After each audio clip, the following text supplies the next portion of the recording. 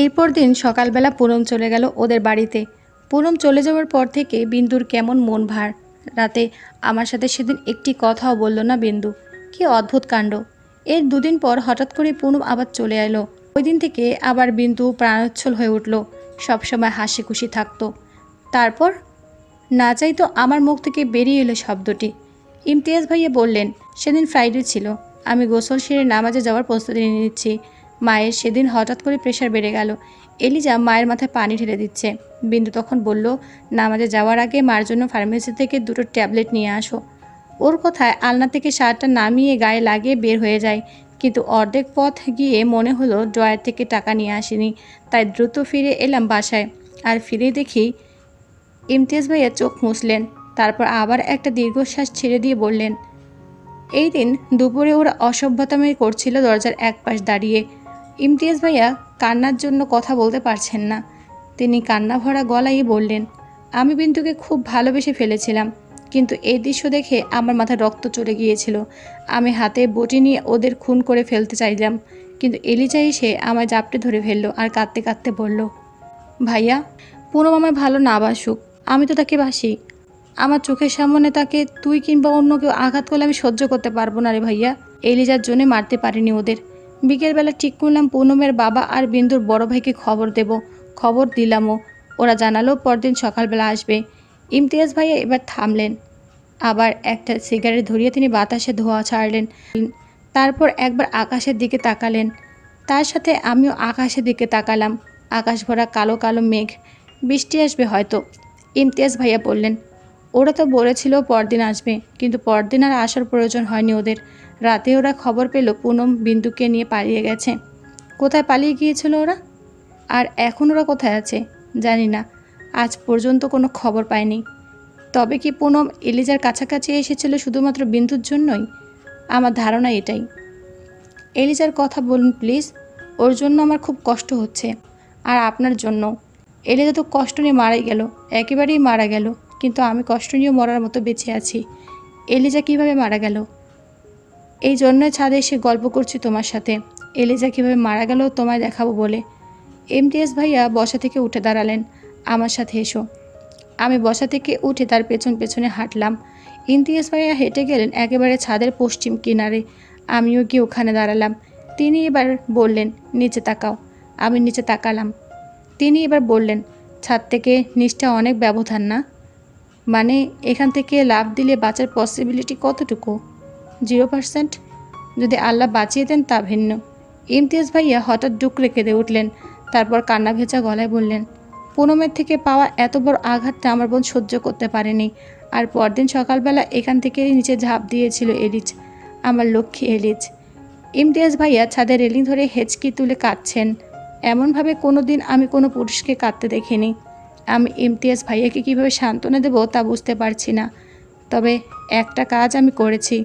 ইমতিয়াজ ভাইয়ের হাতটা টেনে ধরে মায়াময় গলায় বললাম, ভাইয়া, এলিজ না থাকলেও আপনার বোন নাতাশা আছে, আপনি কাঁদবেন না প্লিজ। ইমতিয়াজ ভাইয়া শান্ত চোখে আমার দিকে তাকাতেই তার ফোন বেজে উঠল। হ্যালো, আমি নাতাশার হাজব্যান্ড। নাতাশা কোথায় আছে জানেন? নাতাশা আছে।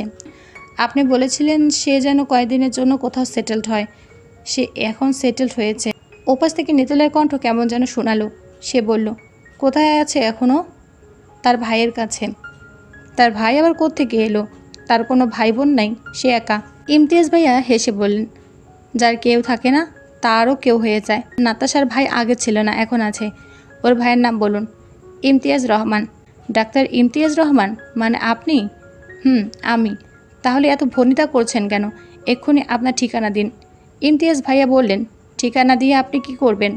আমার ওয়াইফ আপনার এখানে, আর আপনি বলছেন আমি ঠিকানা দিয়ে কি করব আপনার? ওয়াইসি, আমি তো ভুলে গিয়েছিলাম আপনি নাতাশার হাজব্যান্ড। ওপাশ থেকে রাগী গলা শোনা যাচ্ছে নিতুলের।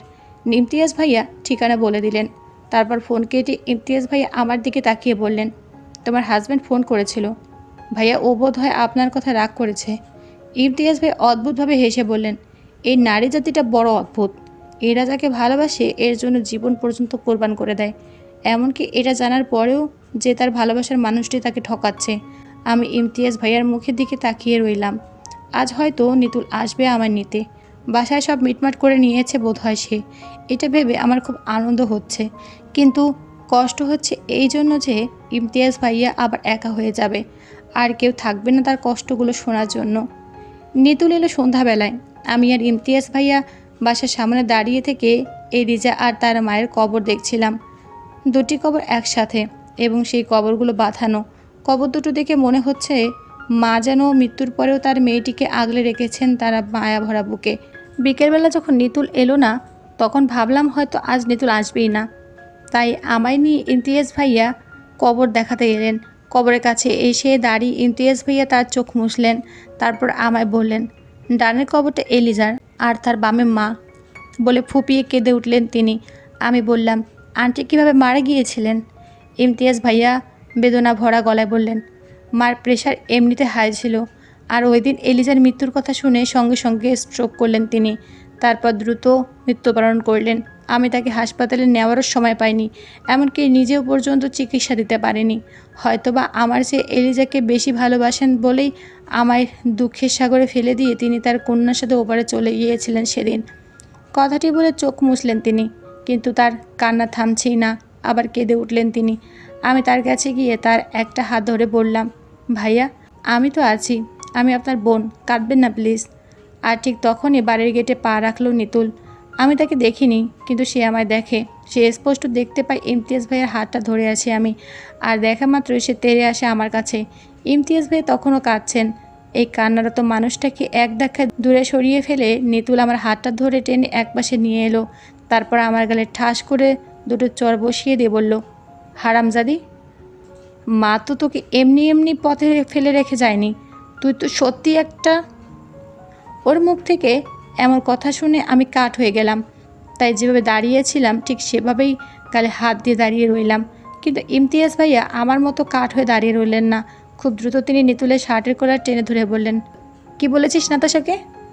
নিতুল রাগের চোখ মুখ অগ্নিশর্মা করে বলল, আমি আমার বউকে বলেছি, তাতে তোর কি রে শুয়োর বাচ্চা? ইমতিয়াজ ভাইয়া এবার ঠাস করে একটা চর বসিয়ে দিলেন নিতুলের গায়ে, তারপর বললেন, তোর ও আমার বোন হয় বুঝলে, ভাইয়ের সামনে বোনকে কেউ বকলে তাকে এভাবে চর দিতে হয়। নিতুল ইমতিয়াজ ভাইয়ের হাত থেকে ছুটতে চেষ্টা করছে, কিন্তু ইমতিয়াজ ভাইয়ার শক্তির সাথে সে পেরে উঠছে না। আমার কেন যে নিতুলের জন্য এত মায়া, ইমতিয়াজ ভাইয়া ওকে মারছে এটা দেখে আমার মোটো সহ্য হচ্ছে না। তাই আমি ইমতিয়াজ ভাইয়ার একটা হাত টেনে ধরে বললাম, ভাইয়া প্লিজ আপনি ওকে ছেড়ে দিন, প্লিজ ভাইয়া, মারতে হয় আপনি আমায় মারুন। আমার কথায় ইমতিয়াজ ভাইয়া নিতুলকে ছেড়ে দিলেন। আমি এবার নিতুলের কাছে গিয়ে ওকে জড়িয়ে ধরতে চাইলাম, কিন্তু নিতুল আমায় এক ধাক্কায় মাটিতে ফেলে দিয়ে বলল, এই নষ্টা, তুই আমার শরীর ছুবি না। ওর এমন আচরণে আমার চোখের জল এসে গেল। আমি কাঁদো কাঁদো গলায় বললাম, আমি কি করেছি আবার, আমার কি দোষ? আমি তো তোমার কথাই ভাইয়ার বাসায় এসেছি। নিতুল এবার রাগী গলায় বলল, আমি কি তোকে বলেছিলাম যে ভাইয়ার ঘরে এসে একেবারে ভাইয়ার সাথে শোয়া শুরু করে ফেলো? কথাটা শুনে আমার চোখ কেমন অন্ধকার হয়ে এলো, মাথা ঘুরে আমি পড়ে গেলাম ধুলোর ওপর। ইমতিয়াজ ভাইয়া এবার এক লাথি দিয়ে নিতুলকে ফেলে দিলেন মাটিতে। এরপর ওর গলা চেপে ধরে বললেন, কি বলেছিস তুই? এই কুকুর, কি বলেছিস তুই আমার বোনকে নিয়ে? নিতুল নিজ থেকেই ইমতিয়াজ ভাইয়ার মুখে থু ছিটিয়ে দিয়ে বলল, এত ভালোগিরি দেখাস নে, তুই আমার বউটার মাথা নষ্ট করে দিয়েছিস। ইমতিয়াজ ভাইয়া ওর দোগালে আবার চর বসিয়ে দিয়ে বলল, তুই আসলে পুরুষ না বুঝলে, তুই হলে একটা কাপুরুষ। নিতুল বলল, আমি কাপুরুষ কিনা আসল পুরুষ সেটা তোর বোন নাতাশাকে জিজ্ঞেস করে দেখ। ইমতিয়াজ ভাইয়ার মাথা এবার আরও খারাপ হয়ে গেল। তিনি এবার নিতুলের শরীরে লাথি দিতে দিতে বললেন, তোকে আজ আমি মেরেই ফেলবো রে কুকুর। নিতুল বলল, আমি এর শোধ তুলব নাতাশার কাছ থেকে, চড়া শোধ তুলব। আমি আবার এলাম ইমতিয়াজ ভাইয়ার কাছে, এসে ভাইয়ার হাত ধরে বললাম, প্লিজ ভাইয়া, ও আর এমন করবে না, ওকে ছেড়ে দিন, আমার কষ্ট হচ্ছে খুব ওকে এভাবে দেখে। আমার চোখ দিয়ে জল গড়িয়ে পড়ল। ইমতিয়াজ ভাইয়া এবার আমায় ধাক্কা দিয়ে দূরে সরিয়ে দিয়ে বললেন, আমার কাছে ঘেঁষবে না তুমি, একটা কুকুরের জন্য এত দরদ দেখাচ্ছ। আমি বললাম, ভাইয়া আমি ওকে ভালোবাসি যে। কিন্তু ইমতিয়াজ ভাইয়া আবার ধমকে উঠলেন আমায়, বললেন, এলিজ মারা গেছে, ওর মারা যাওয়ার কারণ পুনমকে ওর কথায় সেদিন ছেড়ে দিয়েছিলাম, এবার তোমার কথায় এই কুকুরকে ছেড়ে দিয়ে আমি দ্বিতীয় ভুল করতে পারবো না আর। ইমতিয়াজ ভাইয়া এই কথা বললেও নিতুলকে তিনি ছেড়ে দিলেন, ছেড়ে দিয়ে বললেন, এক্ষুনি চলে যায় এখান থেকে, আমি নাতাশাকে তোর সাথে যেতে দেবো না।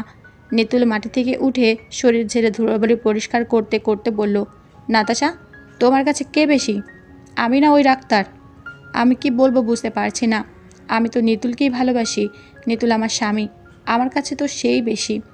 আমি কিছু বলার আগে নিতুল বলল আবার, কিছু বলতে হবে না তোমার। ওই ডাক্তার যদি তোমার কাছে মানুষ হয় তবে তুমি ডাক্তারের সাথে থাকো। বলে সে রাগি রাগি মুখ নিয়ে হাঁটা ধরল। আমি তখন একবার ইমতিয়াজ ভাইয়ার মুখের দিকে তাকালাম, তার মুখে রাগের ছাপ। কিন্তু আমি চিন্তা করলাম, নিতুল তো আমার স্বামী, ও আমায় নিতে এসেছে এখান থেকে। সে চেয়েছে আবার আমরা যেন এক হই। আমার শাশুড়ির ভুল ভাঙিয়ে এসেছে সে। এইসব কিছু ভেবে ইমতিয়াজ ভাইয়াকে কিছু না বলে দৌড়ে গেলাম নিতুলের কাছে। গিয়ে বললাম, নিতুল, আমি তোমার সাথে যাব। তুমি তো আমার ভালোবাসা, তুমি ছাড়া আর কোথায় যাব বলো আমি? নিতুল কোনো কথা বলল না, সে চুপচাপ হাঁটছে। আমিও তার সাথে হাঁটতে লাগলাম। নিতুল প্রথম আমার সাথে কথা বলল একেবারে বাড়ির কাছাকাছি এসে। সে মৃদু গলায় ডাকলো, নাতাশা। আমার তখন কী যে ভালো লাগলো, কী যে ভালো। আমি দ্রুত হেঁটে ওর মুখোমুখি দাঁড়িয়ে বললাম, বলো, কি বলতে চাও বলো? নিতুল বলল, তুমি আমায় ভালোবাসো তো না? আমি বেশ অবাক হলাম। অবাক হয়ে বললাম, তোমার ভালো না বাসলে কি আর এত সব করতাম তোমার জন্য? নিতুল বলল, অনেক কিছু তো করেছো, এবার আরেকটা কাজ করো না প্লিজ। আমি বললাম, বলো। বাড়ি ফিরে মা যদি তোমার জিজ্ঞেস করে তুমি ফিরে এসেছো কেন, তখন তুমি চুপ করে থাকবে। আর আমাদের গোপন বিয়ের ব্যাপারটা আরও কদিন গোপন রাখবে। আমাদের বাবুটা হয়ে গেলে দেখবে মা সব কিছু মেনে নিয়েছেন। এর আগে তোমার একটু একটু খোঁচা শুনতেই হবে। শোনো, ভালোবাসার বিয়ে তো এমনিই হয়, কেউ মানতে চায় না, কষ্ট করে মানাতে হয়। ওর মুখ থেকে এমন কথা শুনবো আমি সত্যি আশা করিনি। আমি আরও ভেবেছিলাম ও বুঝে বাড়িতে ওর মাকে ম্যানেজ করে আমায় আনতে গিয়েছে, আর এখন বলছে আমি যেন মানিয়ে নেই। আমায় বকাঝকা করলেও যেন চুপ থাকি। আমি চুপ করে আছি দেখে নিতুল বলল, পারবে না নাতাশা? আমি বড় কষ্ট নিয়ে বললাম, পারবো, আমি পারবো। বাড়ি ফিরতে আমার শাশুড়ির আগে অগ্নিশর্মা হয়ে উঠলেন। তিনি গলা ছেড়ে বললেন, কোন সাহসে তুই আমার বাড়িতে আইসে উঠছোস? আমি চুপ করে রইলাম, কথা বললাম না।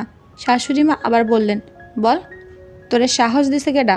বাইরে বাইরে নাগরের সাথে মেলামেশা কইরা আবার ফিরছোস কেন? পেটের ভেতর যে পাপ জন্মাইছোস সেটার লাইসেন্সটা আমার ছেলের নামে লাগাইতে চাস? আমার কান্না এসে যাচ্ছে। নিতুল কিছুই বলছে না। এবার আমার শাশুড়ি মা বললেন, বাইর হ, তোরে এই বাড়িতে আমি থাকতে দেব না, তোরে আমার ছেলে ডিভোর্স দেব। আমি নিতুলের দিকে অসহায় চোখে তাকালাম। নিতুল আমার থেকে মুখ ফিরিয়ে নিল। এবার আমার শাশুড়ি আমার কাছে এসে রাগে বললেন, তোর কানে কথা যায় না নাকি ঘাত ধাক্কা দিয়ে তোরে বের করে দেব? আমিও চুপ করে রইলাম। তিনি এবার বললেন, আচ্ছা শোন, সমাধানে যাই, ঝামেলা করে লাভ নাই। বল, তোর এই পাপের বাপ কেডা বল, বাপের কাছেই তোরে দিয়ে আসবো। আমি চুপ করে থাকতে পারলাম না, ফুস করে বলে দিলাম, আপনার ছেলে নিতুল, নিতুল এই সন্তানের বাপ। আমার শাশুড়ি শুনে চমকে উঠলেন আর বললেন, বললেই হলো? বিয়ের হলো না 4 দিন আর আমার ছেলে তোর 3 মাসের সন্তানের বাপ হয়ে গেল? আমি এবার বললাম, আপনার ছেলের কাছে জিজ্ঞেস করেন সন্তানের বাপকে। আমার শাশুড়ি এবার নিতুলকে ডাকলেন, ডেকে বললেন, নাতাশা কি বলতেছে সব? সন্তানের বাপ কি তুই? নিতুল চুপ করে রইল। আমার শাশুড়ি ওকে জোরে ধমকে উঠলেন। নিতুল একেবারে কেঁপে উঠল। তারপর বলল, না, আমি জানি না। ওর মুখ থেকে নিজের সন্তানের নামে এমন মিথ্যাচার শুনে মাথাটা আমার ঘুরে গেল। আমি এবার নিজেকে সামলাতে না পারে নিতুলের কলার টেনে ধরে ও দুগালে দুটো চর বসিয়ে দিয়ে বললাম, তুই একটা কুকুরের চেয়েও খারাপ, তোর মতো কাপুরুষের সাথে আমি আর 1 সেকেন্ডও নাই। বলে আমি ওর মুখে থুতু চিটিয়ে দিয়ে বললাম, আমার পেটের সন্তান শুধুই আমার একার। এই যে তুই অস্বীকার করেছিস, এই সন্তান তোর না। আমি আজ বলছি, এই সন্তান আসলে তোর না, এই সন্তান আমার। কোনোদিন এই সন্তান তোর বলে অধিকার কাটাতে যাবি না। নিতুল রাগে ফুঁসছে, কিন্তু আমার গায়ে হাত তুলতে পারছে না। কেন পারছে না কি জানি। কিন্তু আমার শাশুড়ি বেশ দমে গিয়েছেন এখন। হয়তো তিনি ভাবতেই পারেননি একটা মেয়ে এভাবে হঠাৎ করে জ্বলে উঠতে পারে। আমি এবার আমার শাশুড়ির কাছে গিয়ে বললাম, এই যে আপনিও শুনুন, খুব তো আমারে বকাঝকা করলেন, বেশে ডাইকা বাইরে রাইখে আসলেন। এখন আপনার ছেলের সম্পর্কে দুটো তথ্য শোনেন। আপনার ছেলের সাথে আমার সম্পর্ক ছিল 4 বছরের। তারপর আমার সে আরও 2 বছর আগে বিয়ে করেছে। কিন্তু আপনার ছেলে এতই ভীতু যে এই বিয়ের কথা চিরতরে ঢেকে দিতে আবার পারিবারিকভাবে বিয়ের আয়োজন করে। কিন্তু এখানেও কোনো সমস্যা না। আমি আপনার ছেলেরে ভালোবাসি বলেই তার কথা মেনে সব কিছু গোপন রেখেছিলাম। কিন্তু এখন যেহেতু সে তার নিজের ঔরসের সন্তানকে অস্বীকার করেছে, তখন আর তাকে ভালোবাসার কোনো প্রশ্নই আসে না, তার সাথে কোনো সম্পর্ক রাখারই প্রশ্ন আসে না। এই কথা বলে আমি বাড়ি থেকে বের হয়ে এলাম। পেছন থেকে আমার শাশুড়ি হয়তো ডাকছিলেন তখন, কিন্তু আমি একবারও পেছন ফিরে তাকালাম না, তাকানোর কোনো প্রয়োজন অনুভব করলাম না। আমি কাঁদতে কাঁদতে পথ হাঁটছি, জানি না কোথায় যাব। আমি তো আর ছেলে মানুষ না যে যেখানে ইচ্ছা সেখানে গিয়ে রাত পার করে দিতে পারবো। এই দেশে এখনও মেয়েরা নিরাপদ নয়। দিনের বেলাতেই রাস্তাঘাটে গাড়িতে ছেলেদের থেকে কত রকম অশালীন কথা, অশালীন অঙ্গভঙ্গি কিংবা প্রস্তাব যে শুনতে হয়। তাছাড়া সেদিন রাতেও তো কত বড় ঘটনা ঘটে গেল আমার সাথে। আচমকা ইমতিয়াজ ভাইয়াকে সামনে পেয়ে গিয়ে আমি চমকে উঠলাম। তিনি অস্থির হয়ে আমার দিকে তাকিয়ে বললেন, নাতাশা, কাঁদছো তুমি?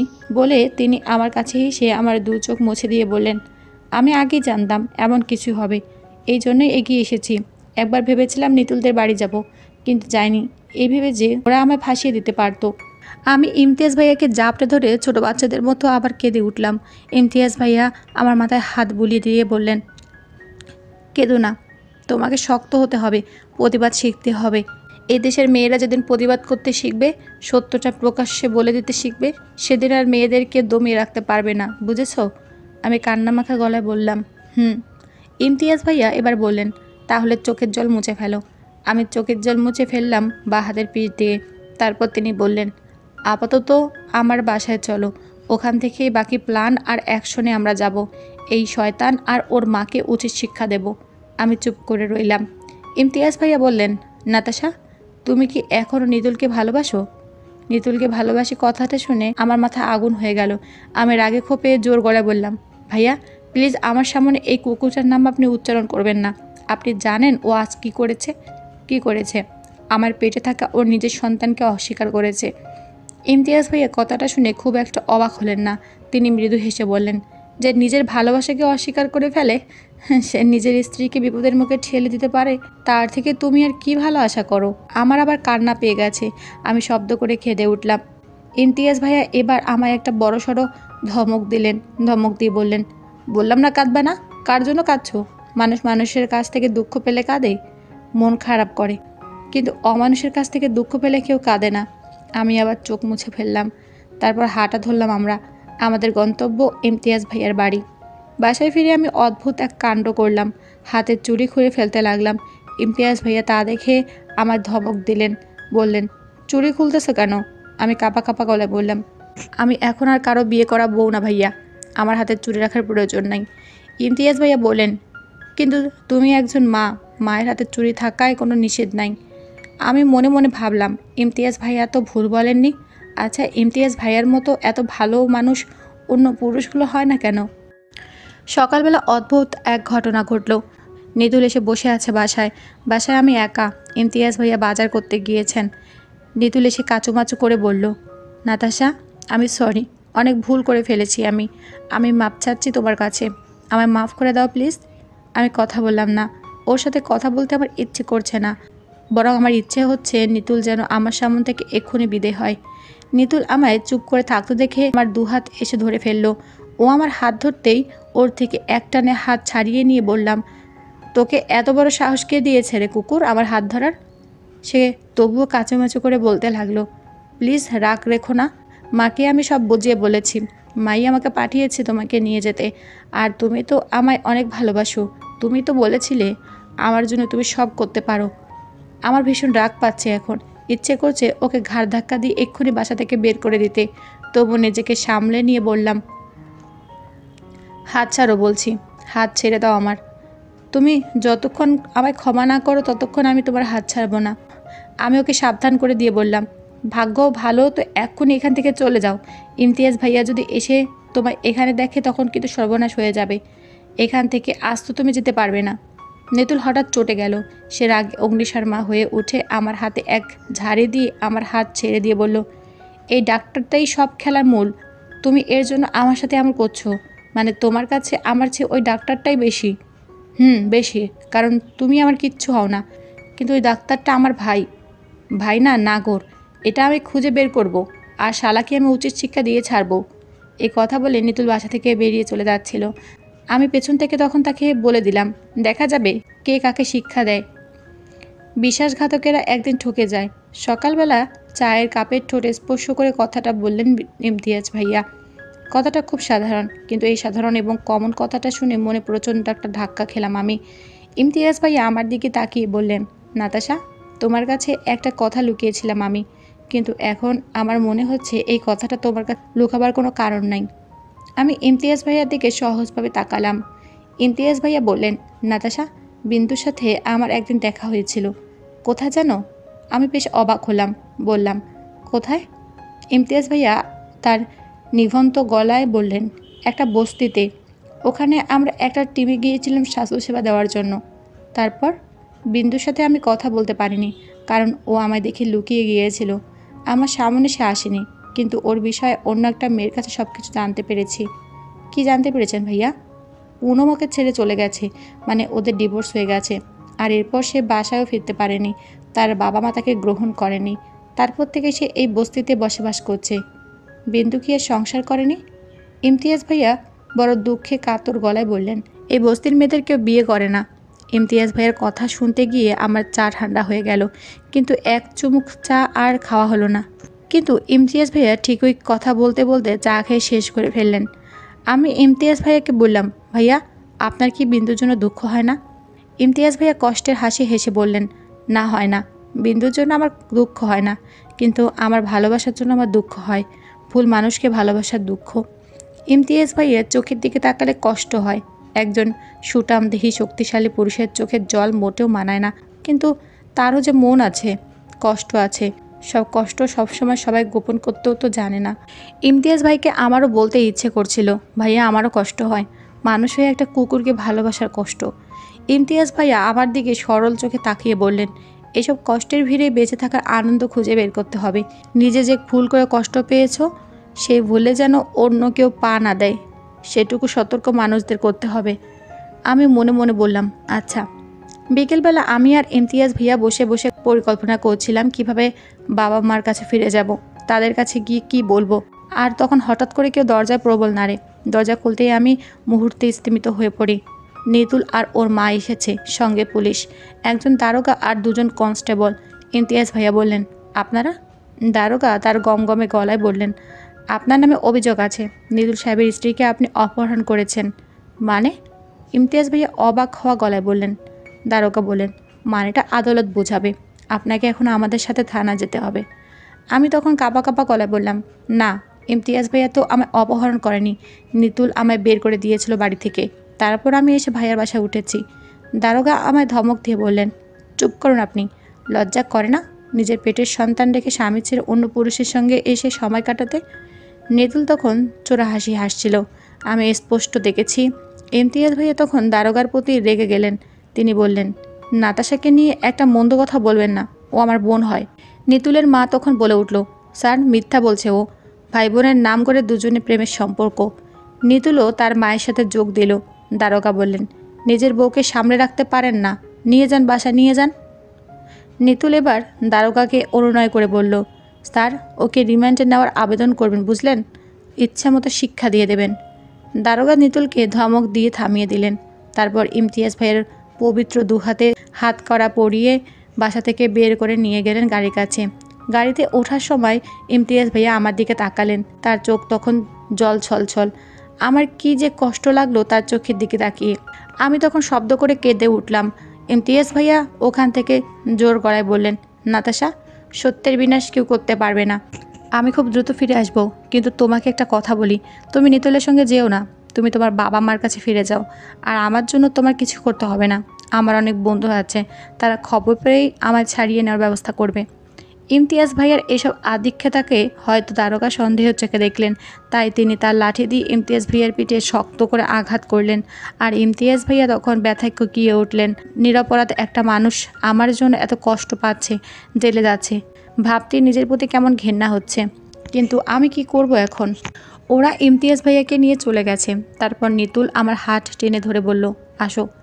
আমি ওর থেকে হাত ছাড়িয়ে নিতে চেয়েও পারলাম না। একজন পুরুষ শক্তির সাথে কি করে পেরে উঠে আমি? কিন্তু কথা তো বলতে পারি। আমি ওদিকে এবার ঘৃণার চোখে তাকিয়ে বললাম, তুই আমার কি হোস যে তোর সাথে আমি যাব? স্ত্রী।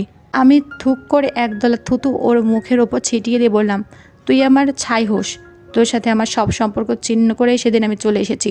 নিতুল এবার আমার চুল টেনে ধরে বলল, বললেই হলো? তোর কথায় সব পাবে? তোর বাবা মা এসে আগে বলুক, তোদের বলতে হবে কেন তোর ডিভোর্স প্রয়োজন। রাগে প্রচণ্ডভাবে কাঁপছি আমি। আমার ইচ্ছে করছে নিতুলকে আগুন দিয়ে জ্বালিয়ে পুড়িয়ে ছারখার করে দিতে, কিন্তু পারবো তো না আমি তার সাথে। নিতুলের মা এবার বললেন, মান সম্মান থাকতে ঘরে চলো মা, মানুষ হাসাইও না। আমি অট্টহাসি হেসে বললাম, আপনার মান সম্মান আছে নাকি আবার?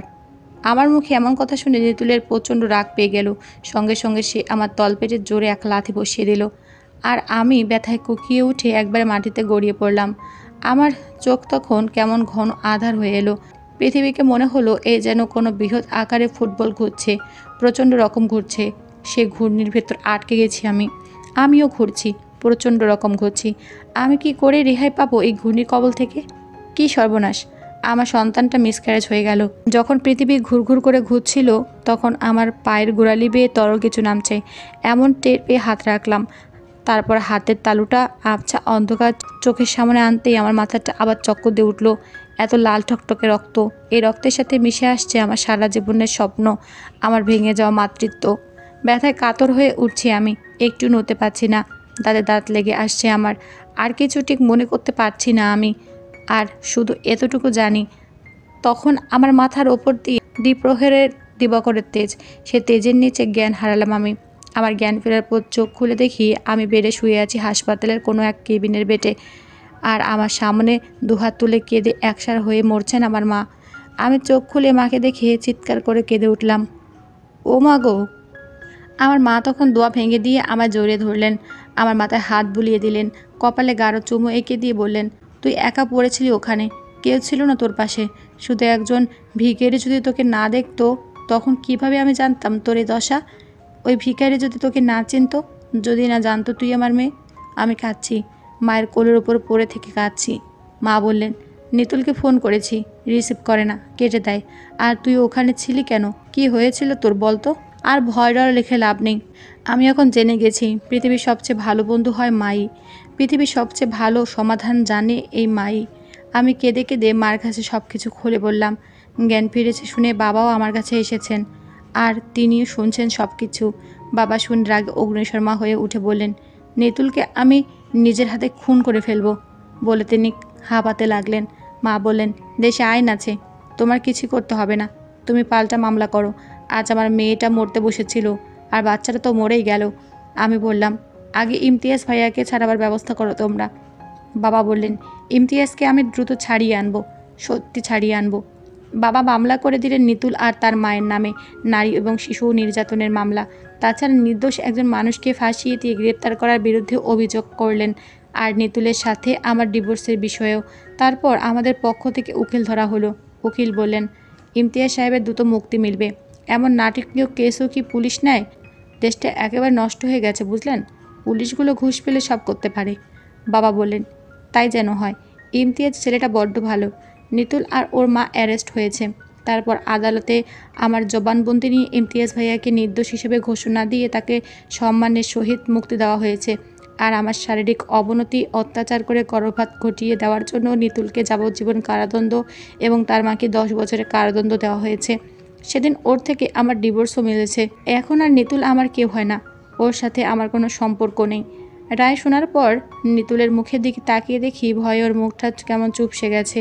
আমায় ওর দিকে তাকাতে দেখে সে মুহূর্তে নিজের চোখ আড়াল করে নিয়েছে। আদালত থেকে বের হওয়ার পর ইমতিয়াজ ভাইয়া এগিয়ে এলেন আমার দিকে। আমি তখন কি মনে করে যেন কেঁদে ফেললাম। ইমতিয়াজ ভাইয়া তখন আমায় ক্যাচে টেনে নিয়ে বললেন, নিতুলের জন্য খারাপ লাগছে? আমি কেঁদে কেঁদে বললাম, না ভাইয়া, জন্ম নেওয়ার আগে যে শিশু খুন হলো তার জন্য খারাপ লাগছে।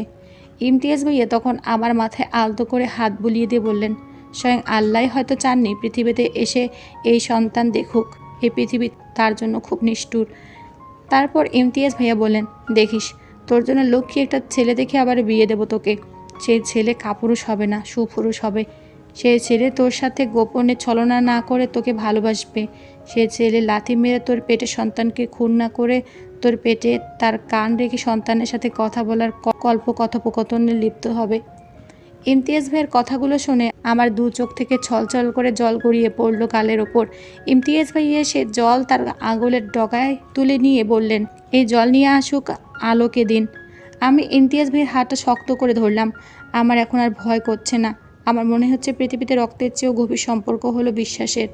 যে একবার কারোর কাছে বিশ্বাসযোগ্য হয়ে যায় তার জন্য নির্দ্বিধায় জীবন পর্যন্ত বিলিয়ে দেওয়া যায়। প্রার্থনা রাখি জগতের সব পুরুষেরাই ইমতিয়াজ হয়ে উঠুক।